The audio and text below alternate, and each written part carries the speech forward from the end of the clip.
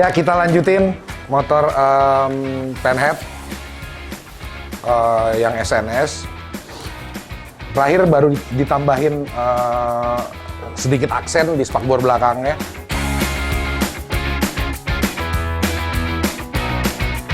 Sebenarnya udah mau naik nickel plating, tapi karena sekalian harus benar-benar permukaannya itu kalau di nickel plating akan lebih mengkilat daripada ini dulu. Jadi makin mengkilat, makin kelihatan bekas las-lasannya, bekas ketokan segala macam. Itu yang kita mau hindarin, sekalian ditambahin sedikit aksen. Karena kemarin gue ngeliatnya kurang nyambung aja sama parts-parts lainnya, spakbor itu kayak diam sendiri gitu. Karena semua parts di motor ini rata-rata tuh, contohnya tangki ya, tangkinya tuh benar-benar seperti tangki standar Harley, tapi yang dibikin lebih slim. Terus bagian sininya tuh harus lebih ngebulet, karena mesinnya tuh Penhead, nggak kaku-kaku, dia tuh bulat-bulat semuanya gitu. Jadi shape lingkaran ini yang paling penting buat dibikin mulus ya. Jangan sampai nanti kalau udah makin mengkilat malah makin kelihatan celaknya gitu.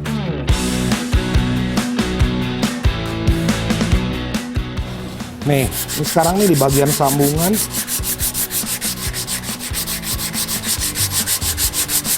Yang biasanya kalau dicat sih kena epoxy aja udah hilang ya. Cuman sebelum gua kirim ke nickel plating, gua harus yakin dulu nih kalau nggak banyak bekas las-lasan. Pakai tenaga.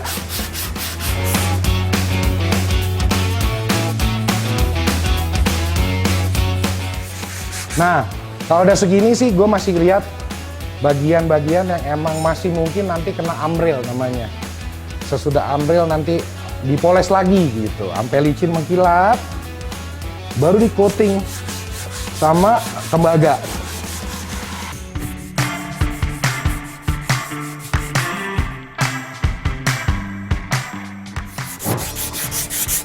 Nah, ini kalau gue liatin tangki standarnya Harley, ini King Sporty dibilangnya, bentuknya gue ngejar tangki ini, tapi dibuat dari tangki Sportster yang terkecil, yang isi 8 liter, tapi kita bedah-bedah untuk ngejar bentuk shape-nya dan posisi gas tanknya itu agak maju ke depan supaya isinya lebih banyak. Walaupun tangkinya agak lebih kecil, tapi coaknya kan lebih sedikit.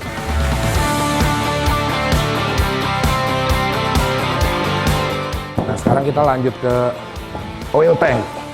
Kenapa sih ribet banget sih bikin sampai kayak gitu amat? Gue juga kadang-kadang sambil gue ngerjain, kenapa ya gue harus seribet ini untuk bikin tangki oli gitu. Karena makin kesini gue makin ngerasain ini salah satu tangki yang paling challenging buat gue. Sebelumnya udah keburu pakai oil tank yang bener-bener nyambung banget sama mesinnya gitu, tapi nggak bisa nyimpen aki.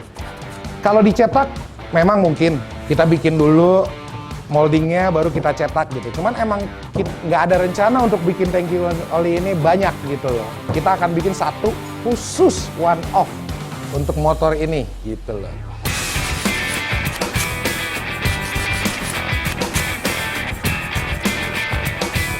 Capek sih ngerjain ini, cuman gue suka banget. Gue suka banget sama hasilnya gitu, gue belum kebayang kalau begini gitu, nggak kebayang.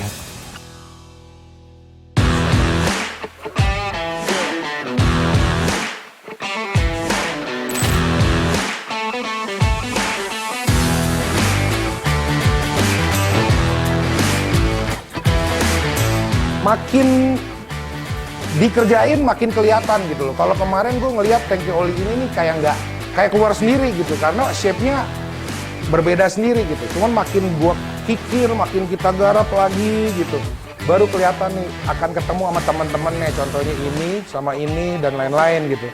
Karena oil tank ini udah dikikir, gue nggak bohong, ribuan kali. Jadi benar-benar diproses ribuan kali dikikir, karena untuk ngejar plat yang bagian dalam ini lurus, sirip hiunya ini seperti masuk ke dalam ke sini, habis di sini. Jadi ini proses terakhir sebelum kita bisa kunci bagian sini nih di las.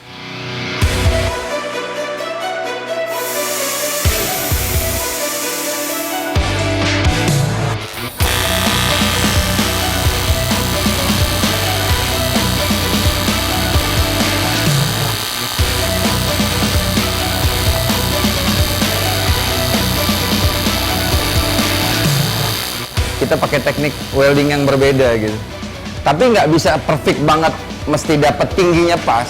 Pasti kita ada yang kikir, ada yang pasti berlebih. Nggak bisa dapat sempurna banget. Karena bukan robot. Tangan pasti miss gitu.